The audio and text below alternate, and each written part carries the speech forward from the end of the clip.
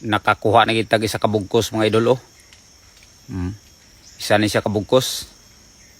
Kani siya inani kadagko nga bugkos. Nay napulo kabuk ni mo dani, napulo kabugkos siguro ng 100 kilos. Oh. Kay bugat man ni siya kay tagas man. Mo ni siya ang pinakailalom sa baka mga idol. Katong naay palwa. Isa tumaw katong segunda, katong nangalaya ng palwa. Gikan sa lagilang. So kato siya iator to ipailalom. Kani din siya ipababaw kung magpaldo. So takot-ako gid siya nga bugkos mga idol kay tunga man ako ni sa adlaw pagbira. So good ko hapit na alas 11. Nya nahuman ako ni siya igo sa alas 12. Bale isa sa nika oras nako kapin pagbirada. Inahinera kay ang akong hagutan kahit pa kay birhan. Kay bago ang ipon.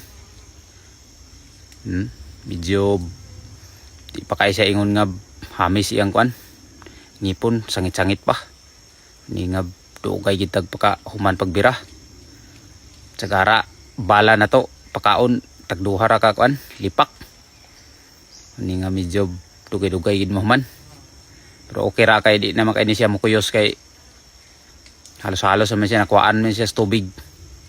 Kay kuan pa man kayo ang atong ipon. Bapa kuan pa man kayo, huot pa man kayo sila muni nga pagka kuhaan gid sa tubig. Muni ang timbang na ni siguro gyud di kay ni siya mukupos. Dako gini siya nga bugkos na inapulo nimo dani ka bugkos sigurohan ng 100 kilos. Pero mo lagi hangos kay birahon.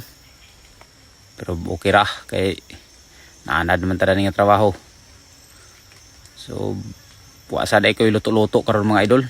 Usa ako naka-content sa mga luto-luto kay medyo mihit man ang atong mga panirada karon. Natay sweldo gamay sa atong pag-vlog-vlog. Hurot naman. Kay naka-budget naman sa angay budgetanan. Ningab kining hagot bali pamugas nang niog mga panudan dayon ginagmay kung makapaligya. Kay pwede man ta mo deliver ni sa isang semana ka isa. Depende sa atong pagkugi. Muningab kung kugihan ka lang dani sa hagot ay kwarta-kwarta gyapon. Muni siya nga bugkos mga idolo. So dako-dako gini siya. Hapit ni siya nagduha ka tukbo. Muna na ning area nga among gihagutan no. Dugay pagi kayo, wa pagi na mo na human. So amo sang gipangkuha ko tub sa makuha kay sayang tagdugay mi kay pakabalik. Nya uli inday mi dani mga idol. Salamat kay sa pagtanaw. Medyo ulan-ulan ang panahon no. So good na siguro ni ulan-ulan. Kay human namang ting-init. So